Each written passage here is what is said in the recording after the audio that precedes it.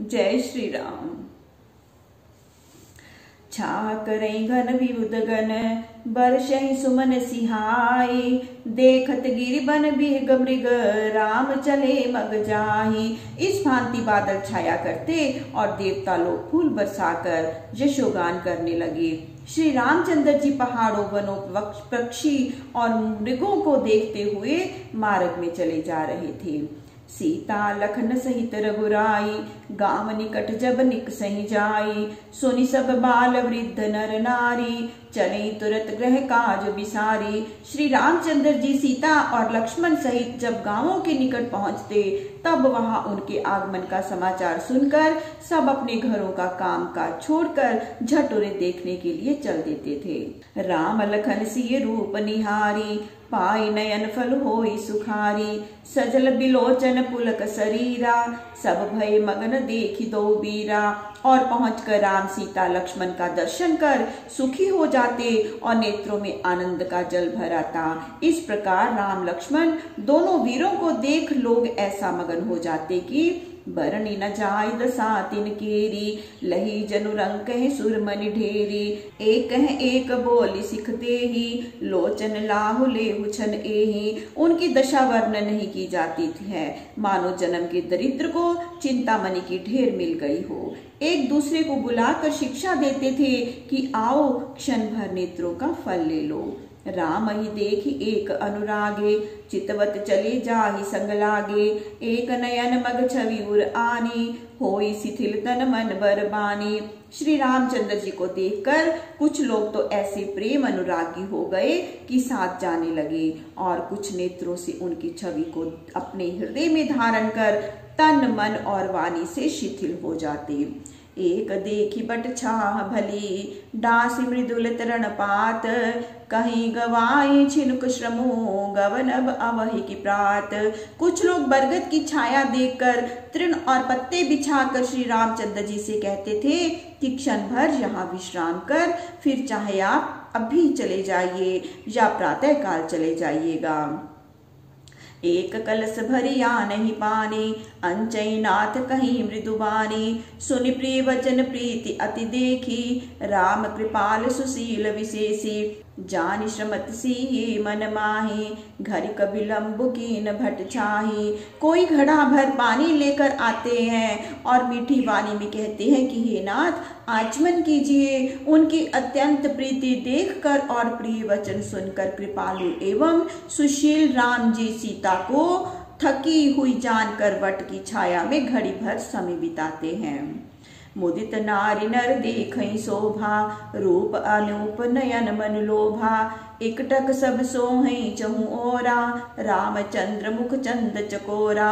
तरुण तमाल बरुण तन सोहा, देखत कोटि मदन मन मोहा। वह अनुपम रूप देखते ही नर नारियों का मन मोह जाता है। चारों ओर सुंदर कतारों में खड़े होकर लोग रामचंद्र जी का मुख ऐसे ही देखते हैं जैसे चंद्रमा को चकोर देखते हैं। उनके तरुण श्याम शरीर पर करोड़ों कामदेव मोहित हो रहे हैं। दामिनी बरन लखन सुठनी के, नख सिक सुबक भाव तेजी के। मुनिपट कटहि कसी तू नीरा, सोहई कर कमल निधनु तीरा। लक्ष्मण जी बिजली के समान नख से शिखा पर्यंत बहुत ही सुंदर और जी को सुहावने लगते हैं। मुनियों के समान वस्त्र कमर में तरकस कसे थे और हाथों में धनुष्वान शोभायमान था। जटा मुकुट सीसनी सुभग, उर्भुज नयन विशाल। सरद परद भिदु बदन बर, लसत सवेद कनजाल। सिर पर सुंदर सुहावनी जटा का मुकुट और विशाल वक्ष स्थल नेत्र और भुजाएं थी और शरद चंद्र के समान सुंदर मुखारविंद पर पसीने की जल बूंद बिंदु मोती के समान शोभा दे रहे थे। बरनी न जाय मनोहर जोरी, शोभा बहुत थोरी मति मोरी। राम लखन सी सुंदरताई, सब चित वही चित मन मति लाई। वह मनोहर जोड़ी वर्णन करने में नहीं आ सकती क्योंकि उनकी सुंदरता बहुत अधिक और मेरी बुद्धि बहुत कम है। उस समय वहां के सब लोग लुगाई श्री रामचंद्र जी, लक्ष्मण जी और सीता जी की सुंदरता को चित्त मन और बुद्धि से देख रहे थे। थके नारी नर प्रेम प्यासे, मनु मृगी मृग देख दिया से, सिए समीप ग्राम तिय जाहि, पूछत अति स्नेह सकुचाहि। प्रेम के प्यासे सब स्त्री पुरुष चकित हो पीछे दौड़ाते और इनके सौंदर्य को देखकर ऐसे चकित रह जाते जैसे दीपक को देखकर हिरनी और हिरण निस्तब्ध रह जाते हैं। सीता जी के पास गांव की स्त्रियां जाती, परंतु पूछने के समय अतिशय स्नेह के कारण सकुचाती हैं।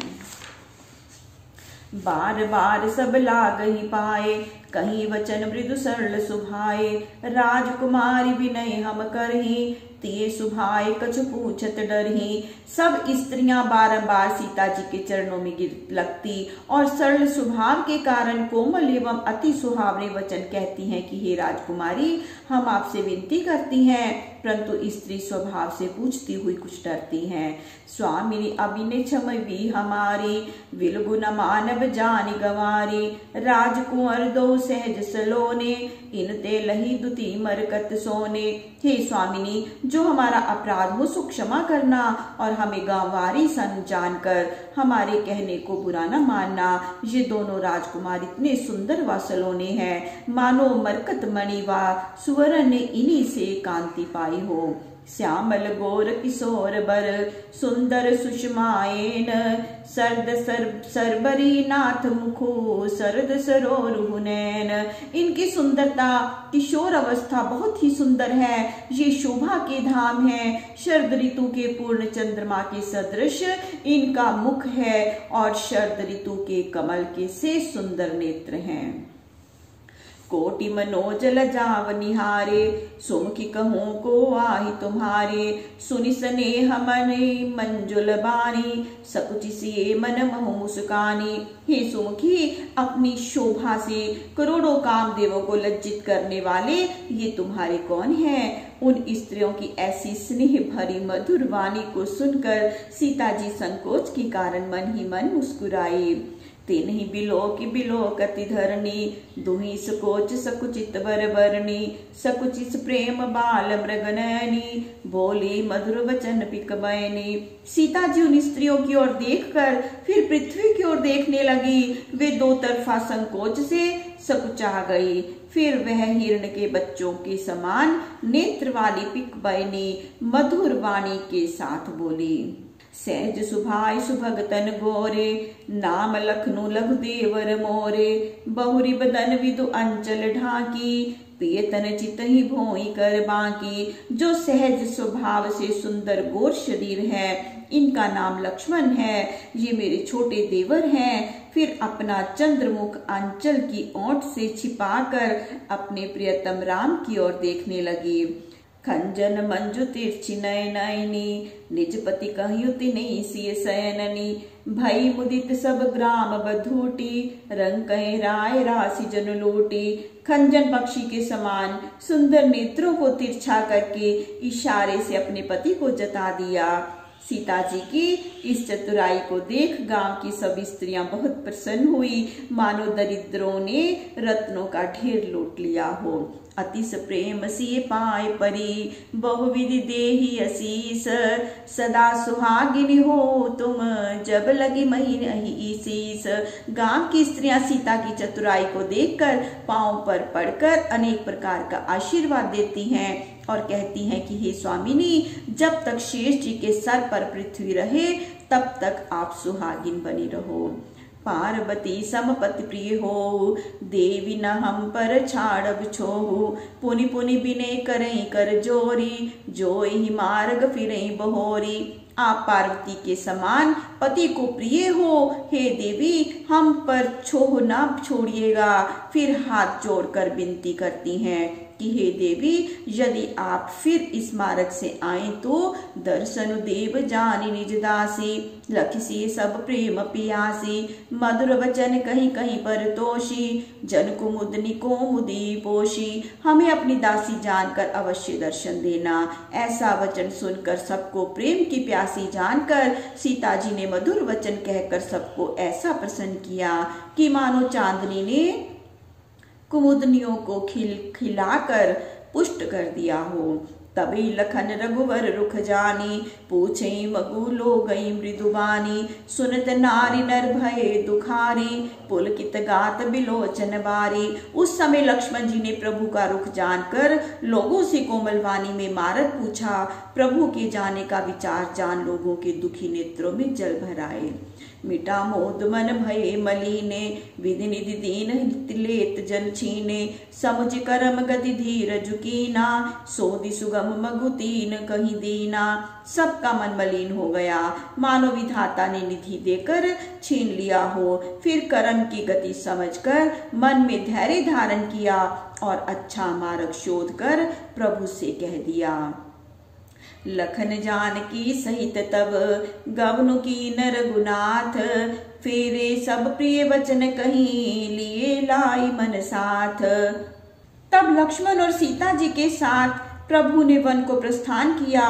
प्रभु उनके मन को तो अपने साथ ले लिए और लोगों को प्रिय वचन कहकर लौटा दिए।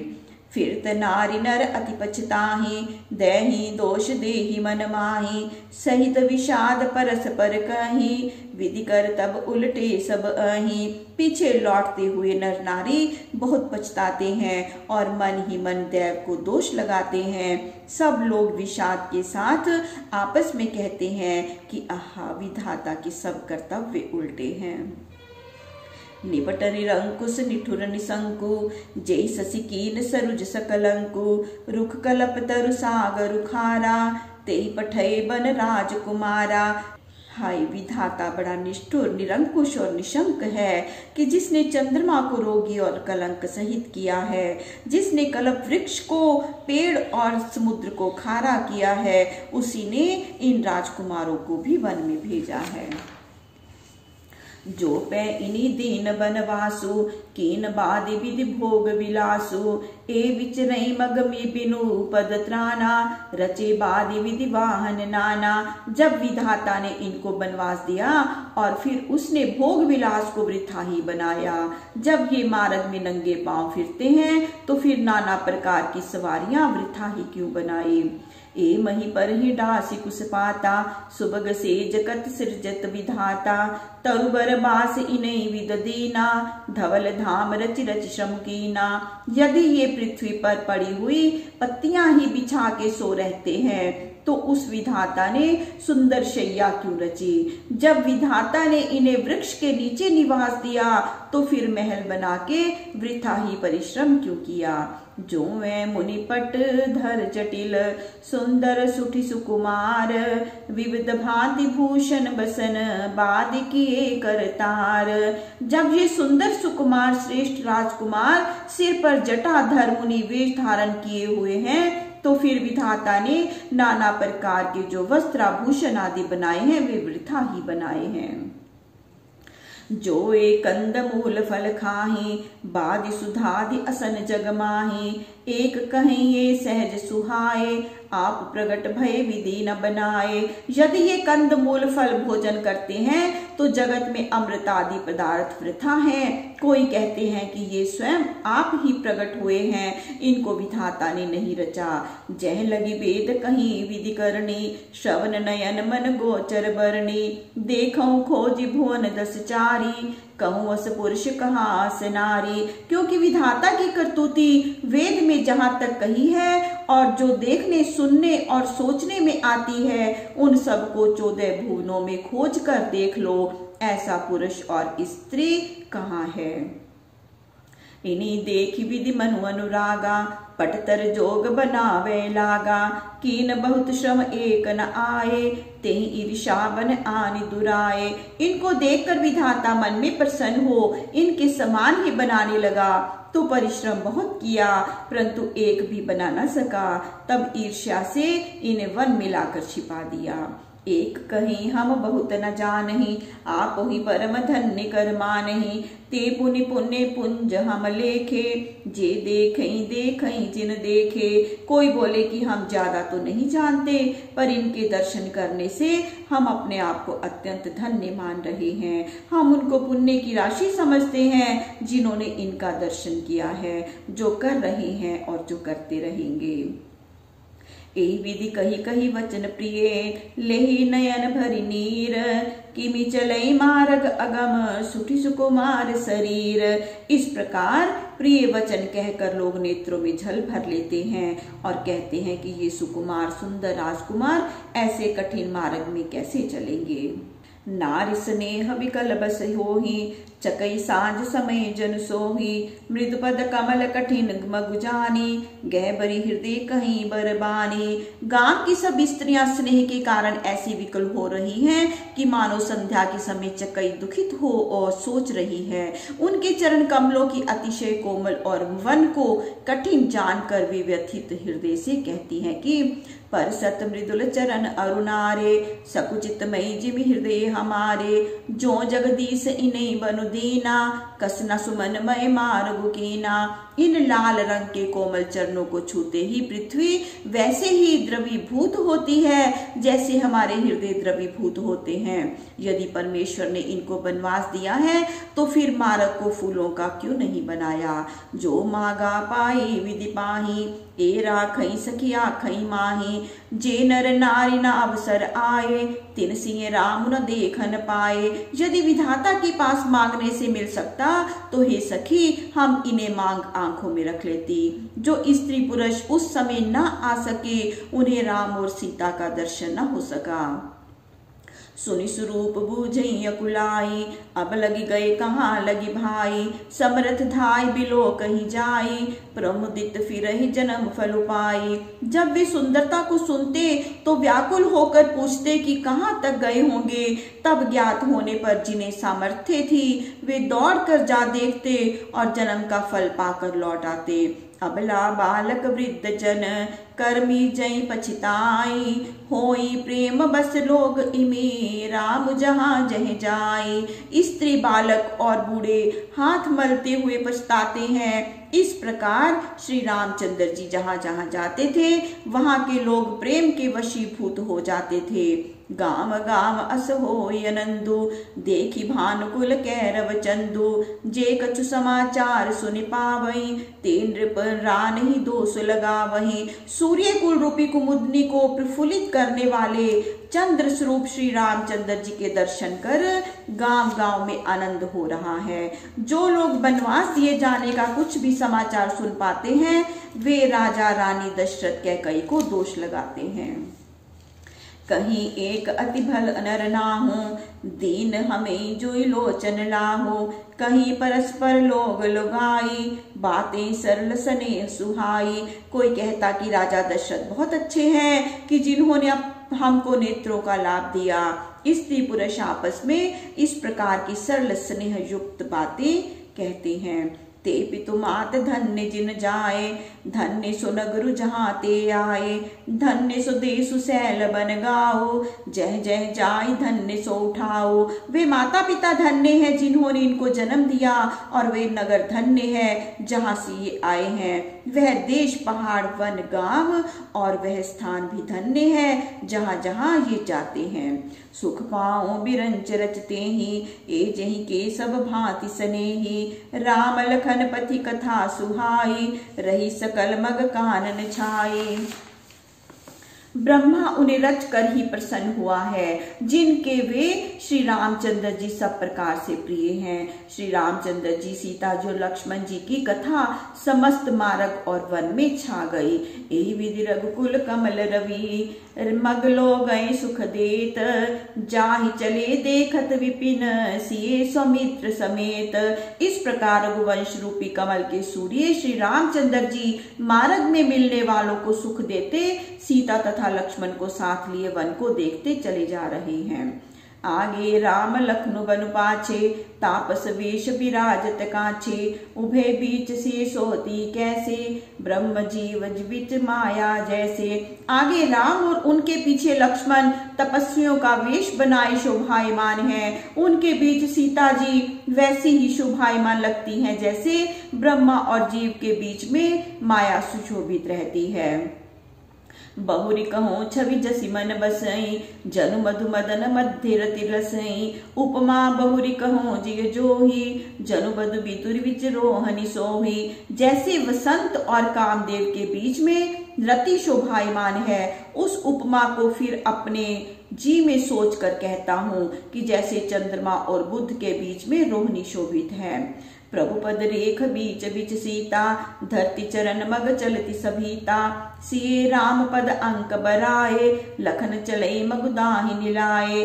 मार्ग में श्री रामचंद्र के चरण चिन्हों के बीच में सीता जी अपना पांव भय सहित ऐसे रखती हैं कि कहीं उनके पद चिन्हों पर उनका पांव न पड़ जाए। और लक्ष्मण जी भी सीता राम जी के चरण चिन्हों को बचाते हुए उन्हें दाहिने रख कर चलते हैं।